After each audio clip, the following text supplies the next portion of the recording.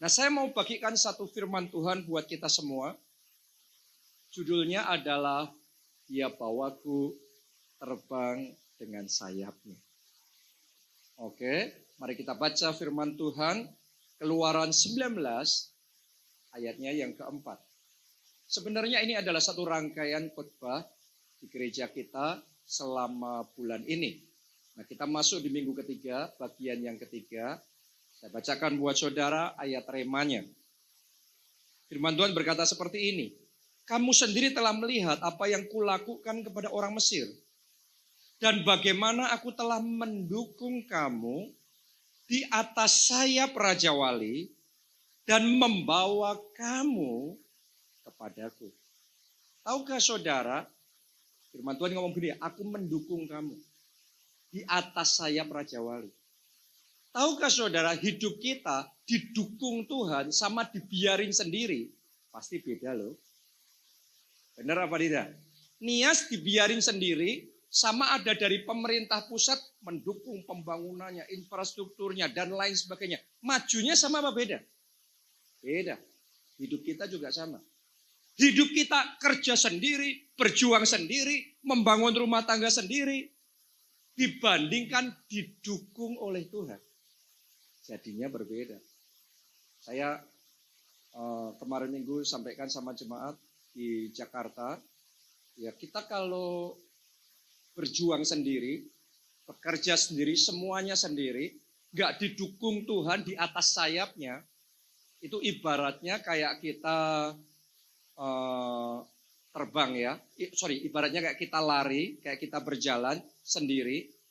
Nah, saya tinggalnya di Jakarta, tapi saya lahirnya dari kota Solo. Kemarin minggu saya cerita, saya cari di Google Map, kalau saya harus jalan sendiri dari Jakarta ke Solo, saya cek di Google Map, itu butuh waktu 5 hari 7 jam.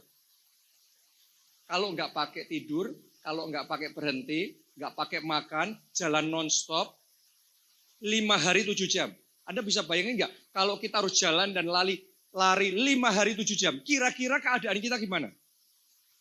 Kepayahan, kesusahan, kewalahan, kecapean, keberatan, kesusahan. Kenapa? Karena jalan sendiri. Saya mau tanya sama saudara, siapa yang dalam hidupmu hari-hari ngerasanya kayak gitu? Kewalahan. Isinya hidup cuma susah, berat, capek, gak enak. Kalau itu yang kau rasakan dalam hidupmu, jangan-jangan selama ini engkau masih jalan sendiri. Tapi hari ini ayat yang tadi kita baca bersama, Tuhan ngomong begini, aku akan mendukung engkau. Oh, yang amin baru satu di sini. Yang lainnya nggak mau didukung sama Tuhan. Saya ulangi sekali lagi, aku akan mendukung engkau di atas sayap Raja Wali. Tahu nggak saudaraku, itu perjalanan yang sama dari Jakarta Solo. Tadinya kalau jalan sendiri 5 hari 7 jam. Tapi kalau kayak didukung Tuhan di atas sayap Raja Wali itu kalau zaman sekarang kayak naik pesawat. Kalau naik pesawat cuma 1 jam. Dan hanya perlu jalan sampai ke pesawat, duduk manis, dilayani pramugari, ruangannya ber-AC, semuanya nyaman, dikasih makanan, bisa ngobrol-ngobrol sama orang samping kita, santai-santai. Ya, atau kalau kita perlu tidur, kita tidur, bangun, tiba-tiba nyampe. Rutenya sama Jakarta Solo, tapi kalau sendiri kecapean. Tapi kalau naik pesawat, indah. Akan ada orang-orang di tempat ini, mulai hari ini, engkau nggak jalan sendiri lagi. Tapi engkau akan didukung oleh Tuhan di atas sayap Raja Wali. Firman Tuhan berkata, marilah datang kepadaku. Engkau yang letih, lesu, dan berbeban berat, aku akan memberikan kelegaan, kekuatan, kenyamanan, kemenangan terjadi dalam hidupmu. Tepuk tangannya pula yang paling meriah buat Tuhan. Mau didukung oleh Tuhan di atas sayap Raja Wali? Saya berdoa keluargamu didukung oleh Tuhan, Kesehatanmu ditopang oleh Tuhan. Masa depanmu ditolong oleh Tuhan. Keuanganmu, pelayananmu diberkati oleh Tuhan. Segala aspek hidupmu Anda terima support yang dari Tuhan. Di atas sayap Raja Wali, kata firman Tuhan. Tahukah saudara, ada satu fakta menarik tentang burung Raja Wali. Dia kalau terbang, dia salah satu burung yang terbang paling cepat di dunia. Kalau terbang nyantai, kira-kira kecepatannya 50 km per jam. Kalau nyantai. Tapi kalau dia mau cepat, dia bisa sampai 160 km per jam. Dan kalau dia terbangnya dari atas menukik ke bawah setelah melihat ada mangsanya, terus dia menukik ke bawah untuk menyambar mangsanya, kecepatannya bisa sampai 320 km per jam. Itu kayak F1, Formula One, MotoGP. Jadi cepatnya luar biasa. Saya yakin alasan kenapa Tuhan berkata, aku akan mendukung kamu di atas sayap Raja Wali. Itu salah satu kecepatan yang paling luar biasa ya. Saya percaya karena sesungguhnya Tuhan mau ngomong sama kita. Aku akan mengadakan percepatan rohani di dalam kehidupan.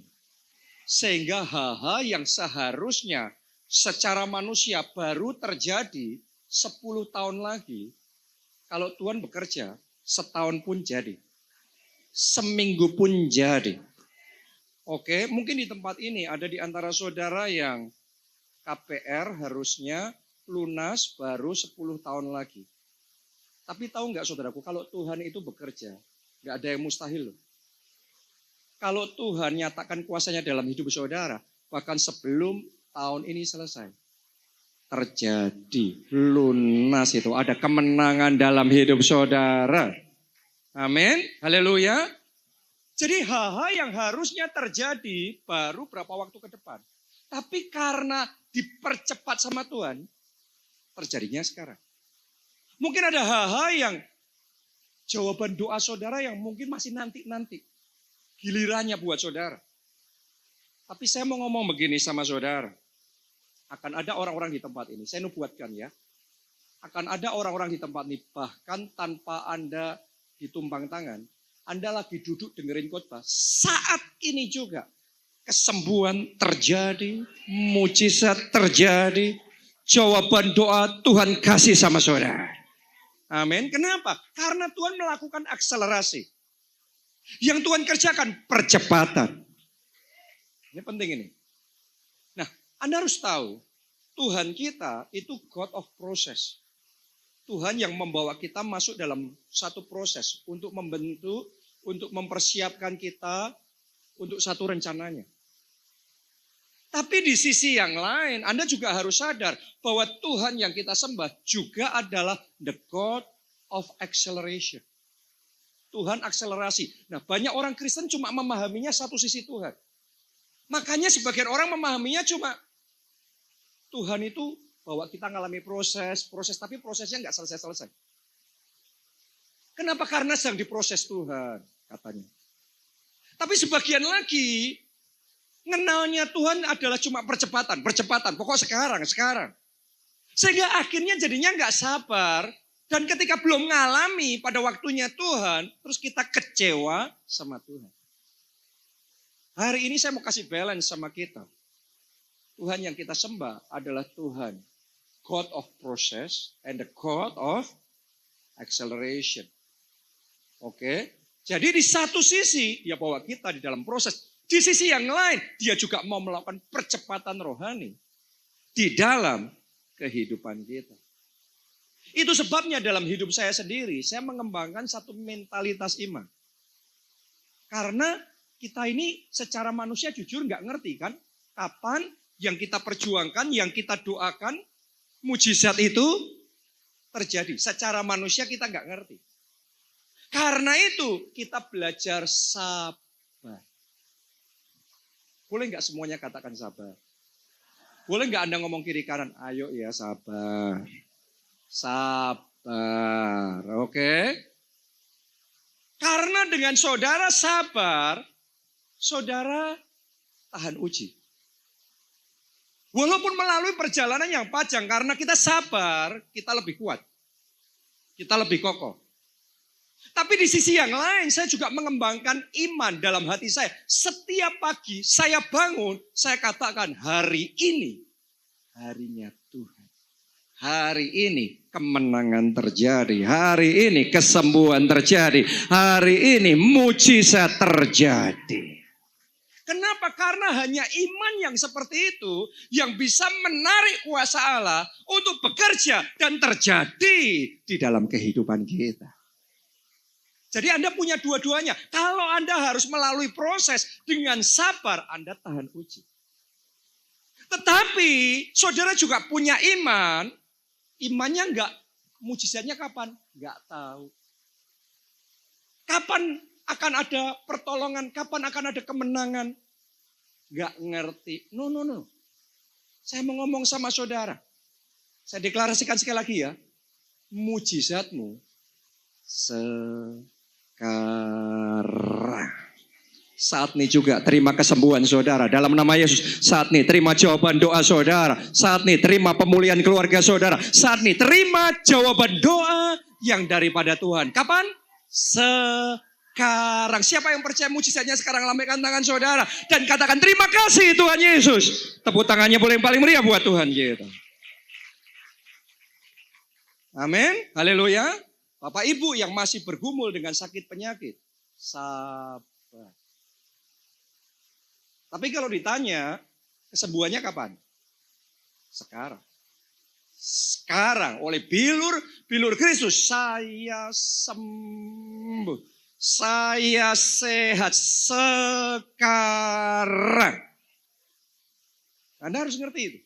Karena hanya orang yang imannya sekarang, maka mujizatnya sekarang. Itu iman yang dibutuhkan untuk mendatangkan mujizat. Kenapa? Yesus yang mengajarkan kepada kita, kalau kamu berdoa, apa saja yang kamu doakan, apa saja yang kamu doakan. Yesus ngomong gini, ini formula doanya Tuhan Yesus. Apa saja yang kamu doakan, percayalah bahwa kamu sudah menerimanya. Maka kamu akan menerimanya. Jadi percayanya, menerimanya kapan? Sudah, sekarang. Sekarang. Maka kamu akan menerimanya. Anda yang sedang bergumul di dalam keluarga, di dalam pernikahan. Kapan keluargamu dipulihkan? Sekarang. Sudah terjadi. Maka kamu akan menerimanya. Terima itu, terima itu, terima itu. Dalam nama Tuhan Yesus, terima pemulihan keluarga. Terima masa depan yang hilang gemilang. Terima pertolongan yang dari Tuhan. Terima sukacita ilahi yang daripada Tuhan. Terima di dalam nama Tuhan Yesus. Sekarang. Dan saya nubuatkan, akan ada orang-orang di tempat ini, mujizatmu akan datang lebih cepat dari yang engkau pikirkan. Faster than you think. Oke, ayo kita baca dulu. Ulangan 9 ayat 1 sampai 3. Saya mau bacakan ini sebagai janji Tuhan buat jemaat Nias, pribadi, lepas pribadi, tapi juga Pastor Luki. Saya mau bacakan ayat ini sebagai janji Tuhan untuk keluarga Allah Nias. Oke ya. Are you ready? Saudara siap? Ya, ini janji kemenangan yang daripada Tuhan. Dengarlah hai orang Israel, engkau akan menyeberangi sungai Yordan pada hari ini untuk memasuki serta menduduki daerah bangsa-bangsa yang lebih besar dan lebih kuat daripadamu. Yakni kota-kota besar yang kubu-kubunya sampai ke langit. Oke, kemarin kita ngobrol-ngobrol, saya sama Pastor Rita ngobrol-ngobrol. Benar ya sama Pastor Luki juga. Heran sekali, keluarga Allah kok belum ada di Medan, sudah ada di Nias.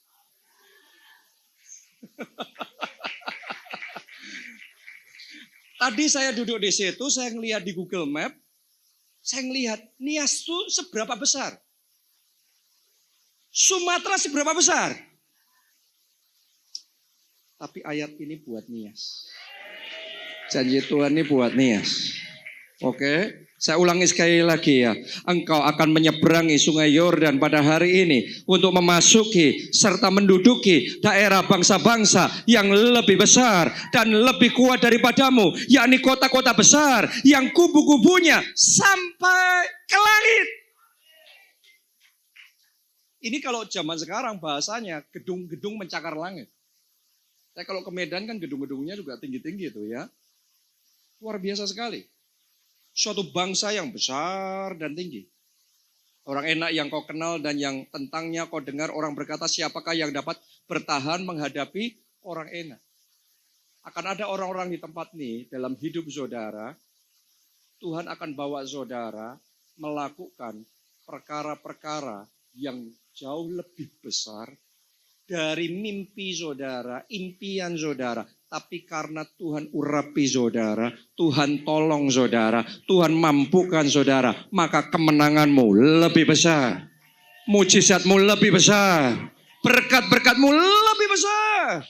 Itu yang terjadi. Lebih dari yang kau pikirkan dan bayangkan Tuhan kerjakan dalam hidup saudara. Saya tiba-tiba merasakan dalam hati saya ada orang di tempat ini sedang menghadapi urusan yang lebih besar dari kemampuanmu. Secara manusia engkau nggak mungkin selesaikan urusan itu. Secara manusia nggak mungkin hadapi sebesar itu, belum kelasnya saudara.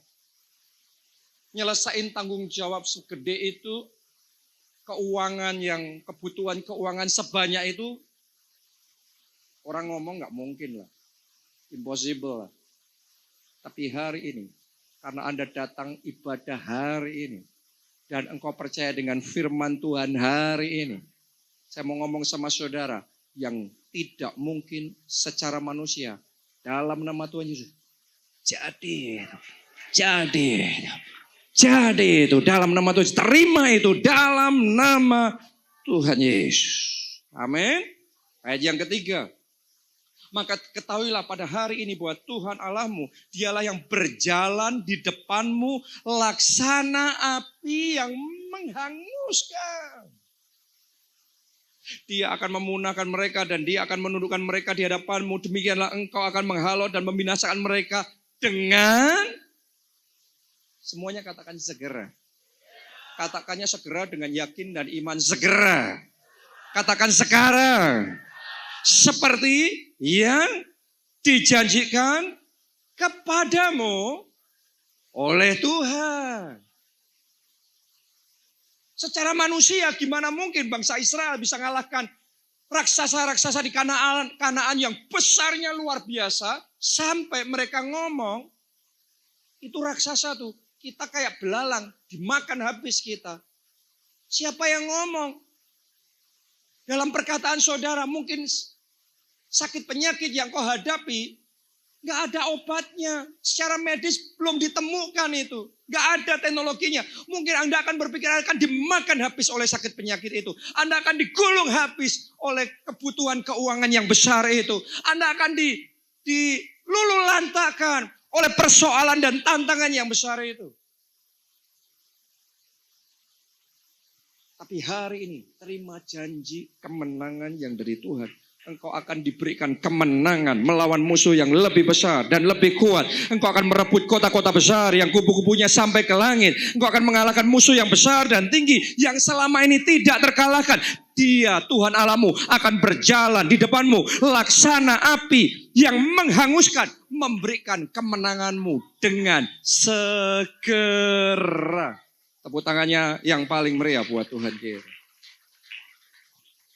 Secara manusia mungkin saudara mikirnya, gak mungkin lah. Kalau belum kelasnya sebagai pengusaha, kalah modal, kalah akses, kalah segalanya. Mana mungkin? Mungkin ada ibu rumah tangga di tempat ini, gimana saya bahagia dalam hidup saya, suami saya kayak gitu. Orangnya keras sekali, suka main tangan, gak mau tahu sewenang-wenang gimana. Kayak Anda hopeless, gak punya pengharapan. Atau mungkin saudara sebagai suami, saudara yang berpikir gimana pernikahan saya bisa dipulihkan. Istri saya tukang nuntutnya itu begitu rupa. Sukanya karena zaman sekarang emansipasi wanita saudaraku ya. Banyak suami yang ditindas istri juga. Bukan hanya suami yang menindas istri. Dan ada sebagian suami takut istri juga. Oke. Jadi sebagian orang ngerasa kayak keadaannya dalam kondisi yang seperti itu. Tapi apapun kondisi saudara, dengan iman, ayo tangkap firman Tuhan hari ini. Dan percaya kemenanganku sekarang. Sekarang. Dan bagi Tuhan tidak ada yang mustahil. Oke. Coba Anda baca 1 Korintus 1 ayat 27. Tetapi apa yang bodoh bagi dunia dipilih Allah. Semuanya katakan dipilih Allah. Dengan iman dari hati katakan aku dipilih Allah. Untuk memalukan orang-orang yang berhikmat dan apa yang lemah bagi dunia dipilih Allah. Untuk memalukan apa yang kuat. Anda dipilih Allah. Anda datang ke tempat ini dipilih Allah. Anda dipilih Allah. Anda dipilih Allah. Anda diurapi Allah. Untuk melakukan hal-hal yang besar. Hal-hal yang tidak mungkin secara manusia. Engkau dipilih Allah. Engkau diberkati oleh Allah. Engkau diurapi oleh Allah. Untuk melakukan hal-hal yang seharusnya tidak mungkin. Tapi Anda dipilih Allah. Kenapa? Anda baca. Ayat 29. Lanjutin. Supaya jangan ada seorang manusia pun yang memegahkan diri di hadapan Allah. Karena itu seperti ada tertulis. Barang siapa yang bermegah, hendaklah ia bermegah di dalam Tuhan. Kenapa kok Tuhan itu suka banget pakai orang yang lemah, orang yang bodoh, orang yang gak ada apa-apanya. Supaya kalau kemenangan itu terjadi, engkau gak sombong. Engkau sadar diri kalau aku bisa menang karena Tuhan. Kita bermegah bukan dalam diri kita sendiri. Kita bermegah karena Tuhan. Kalau keluarga Alanias bisa punya tempat kayak gini. Karena Tuhan. Karena Tuhan. Kalau Anda bisa jadi seperti hari ini Anda ada. Karena Yesus. Karena Yesus. Jadi kemuliaan hanya bagi Yesus. Tepuk tangannya boleh. Yang paling meriah kemuliaan bagi Yesus yang luar biasa. Artinya kalau saudara merasa lemah, merasa bodoh, merasa miskin, merasa susah. Ayat tadi buat saudara. Tuhan pilih saudara, Tuhan pilih saudara. Anda yang merasa kayak gak dianggap, Anda merasa diremehkan, Anda merasa dipandang sebelah mata, Anda merasa gak punya pengharapan. Anda dipilih Allah. Anda dipilih Allah, Anda dipilih Allah. Dan hari ini pilihan Allah tidak salah. Hari ini pilihan Allah akan mendatangkan anugerah, akan mendatangkan berkat, akan mendatangkan kuasa, akan mendatangkan hikmat dan mujizat di dalam hidup saudara. Katakan aku terima dalam nama Yesus. Katakan aku terima dalam nama Yesus. Tepuk tangannya boleh yang paling meriah buat Tuhan saudara. Amin. Dan semuanya tadi janji Tuhan itu akan terjadi dengan segera. Faster than you think. Kayak bangsa Israel ya, masih ingat gak saudaraku di bawah pimpinan Yosua mereka nyebrangin sungai Yordan untuk menaklukkan tanah Kanaan. Terus kota pertama, bangsa pertama yang mereka hadapi, mana itu? Yeriko. Yeriko itu tidak pernah terkalahkan. Dalam sejarah pada waktu tidak ada yang bisa menembus tembok sebesar, setebal dan sepowerful itu. Itu bangsa yang begitu kuat dan tidak terkalahkan. Ya, secara manusia orang Israel mesti berpikir, kalau perang ngadepin yang kayak gitu, pasti butuh waktu lama kan? Bisa menang pun kan nggak langsung, nggak tiba-tiba, bener nggak? Apalagi Anda boleh baca di Alkitab, waktu bangsa Israel mendekati, itu Yeriko sudah tertutup rapat. Artinya defense-nya mereka, pertahanan mereka sudah maksimum. Gak segampang itu untuk bisa menjebol tembok Yeriko pada waktu itu. Harusnya yang namanya perang kayak gitu bisa butuh waktu tahunan. Kalau menang pun tahunan. Itu kalau menang. Tapi tahukah saudara, kemenangan yang mereka alami bukan tahunan, bukan bulanan. Kemenangan yang Tuhan kerjakan dalam hidup mereka hanya butuh waktu 7 hari. Tiap hari disuruh ngelilingi sekali. Pada hari yang ke-7 disuruh ngelilingin berapa kali? 7 kali. Dan di situ kuasa Tuhan bekerja. Dan ketika kuasa Tuhan bekerja, dalam sekejap mujizat terjadi. Kemenangan dapat. Ada orang-orang di tempat ini Anda pikir pemulihanmu masih lama. Engkau pikir pertolonganmu masih nanti-nanti. Engkau pikir keadaanmu akan baik masih gak tahu kapan. Tuhan akan kerjakan segera. Sekarang. Seketika. Tiba-tiba kesembuhan terjadi. Tiba-tiba kelegaan Tuhan berikan. Tiba-tiba pintu-pintu terbuka buat saudara. Tiba-tiba promosi datang bagi saudara. Tiba-tiba kesehatan Anda membaik. Tiba-tiba Tuhan buka jalan. Hutang-hutang itu lunas. Tiba-tiba ada kesatuan. Tiba-tiba berkat tercurah. Tepuk tangannya yang paling meriah buat Tuhan yang mengerjakannya sekarang. Amin. Jadi imannya terima kuasa Tuhan sekarang. Gak nunggu nanti setelah selesai khotbah ini. Walaupun saya gak lama lagi selesai khotbahnya. Tapi punya iman sekarang di hati saudara. Di tempat di mana engkau duduk. Saat ini juga. Mujizat terjadi. Kuasa Tuhan sedang bekerja nih. Dari tadi saya bukan sekedar khotbah. Saya sedang melepaskan kuasa Tuhan untuk hidup saudara. Saya sedang melepaskan supaya mujizat-mujizat terjadi dalam hidup saudara. Sekarang. Amin. Di Jakarta kami juga mengalami hal yang sama. Pada waktu itu secara manusia kita berpikir dan kita sadar diri masih butuh waktu yang lama untuk punya tempat sendiri. Apalagi kalau kemarin ya di sini saya dikasih tahu sama Pastor Luki, kalau di sini kan bebas gitu ya. Orang mau bangun gedung gereja pun nggak perlu nunggu izinnya dulu. Bangun dulu baru ngurus izinnya. Ya, tapi jurus yang sama Anda nggak bisa praktekkan itu di Jawa. Oke, begitu banyak ini itu dan lain sebagainya. Secara perizinan, secara biaya, secara akses, secara semuanya. Kita sadar dirilah masih butuh waktu begitu lama untuk kita bisa punya tempat sendiri. Jadi yang kita lakukan adalah kita berusaha secara maksimal. Kita lakukan bagian kita. Semua yang dipercayakan Tuhan sama kita kerjakan dengan maksimal. Oke, kita melayani Tuhan dengan sungguh-sungguh. Kita tingkatkan semua aspek pelayanan kita semaksimal mungkin. Oke, dan kemudian pertumbuhan terjadi. Sementara kita melakukan bagian kita, dalam hati, kita punya iman. Mujizatku sekarang. Tuhan kasih gedungnya sekarang. Padahal di pikiran manusia nggak ngerti kapan. Karena antara iman kita itu saudaraku sama pikiran logika kita bisa jadi nggak sinkron. Tapi kita percaya bagi Tuhan tidak ada yang mustahil. Itu bukan slogan kosong, itu iman dari bagi Tuhan tidak ada yang mustahil. Jadi kita percaya sekarang. Dan Tuhan itu punya jalan loh saudaraku untuk mengejutkan kita.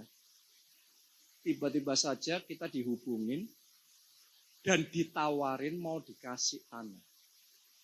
Sudah lengkap dengan izin gerejanya.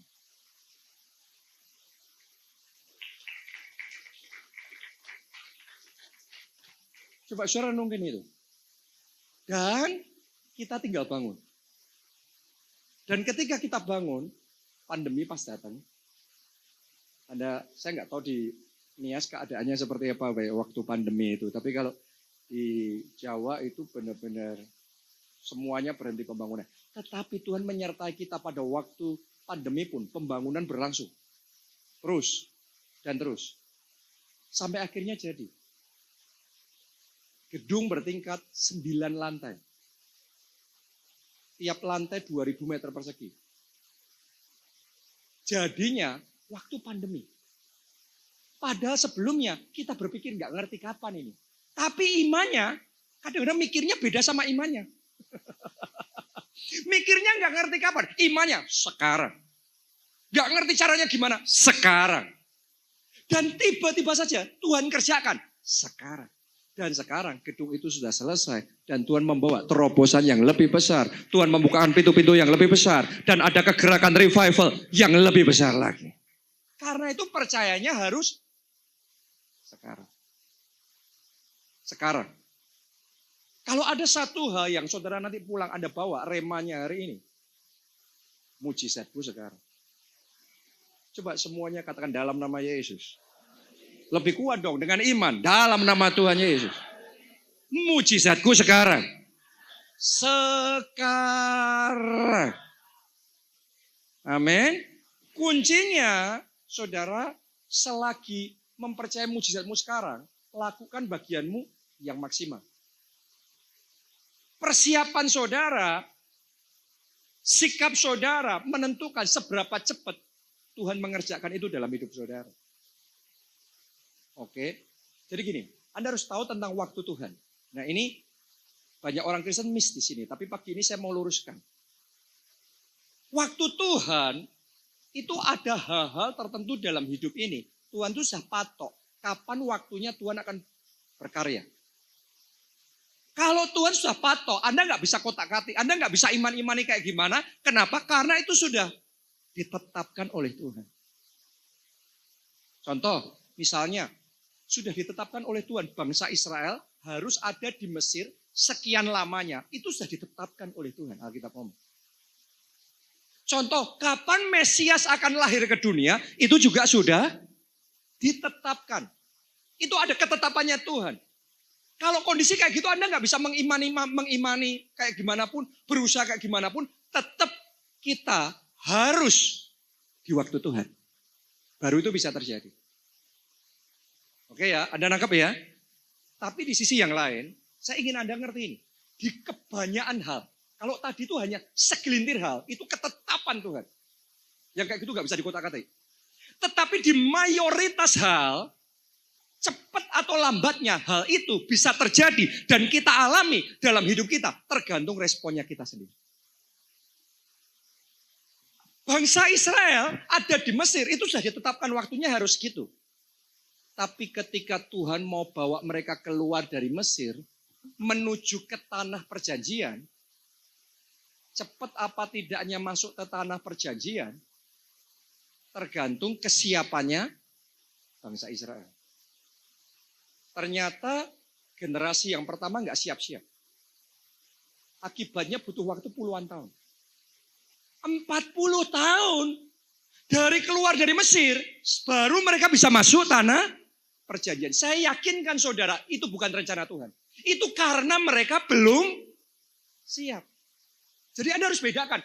Untuk mereka keluar dari Mesir, itu ketetapan Tuhan. Waktunya kapan Tuhan yang netepin. Tapi untuk mereka masuk tanah perjanjian, itu terserah mereka. Gara-gara belum siap, nunggu. Loh, kapan masuknya tanah perjanjian? Nunggu waktu Tuhan.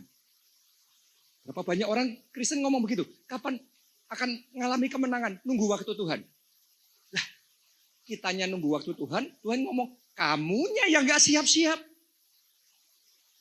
Seringkali kita gak sadar, kita ngomong waktunya Tuhan belum tiba. No, kebanyakan hal dalam hidup kita, terserah kita kapan waktunya. Terserah kita kapan terima mujizatnya. Terserah kita kapan ngalami kemenangannya. Dan kalau saya, imannya sekarang.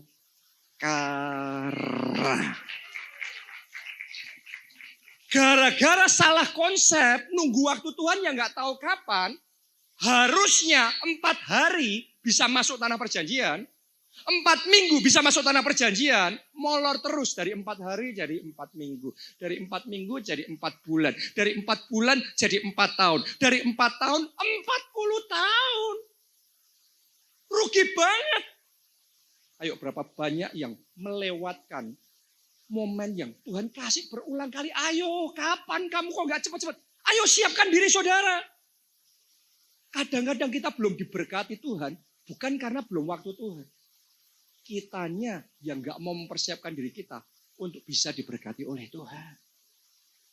Kadang-kadang kita belum disembuhkan, bukan karena Tuhan belum mau menyembuhkan kita. Tapi karena kitanya yang belum mau mengubah gaya hidup kita. Sehingga gaya hidup kita yang kacau balau, gak sehat itu, dirubah jadi gaya hidup yang sehat. Coba Anda pikirkan, Anda kalau sakit, disembuhkan pun, terima mujizat kesembuhan. Tetapi gaya hidupnya belum berubah. Gaya hidupnya masih ngaco-ngaco.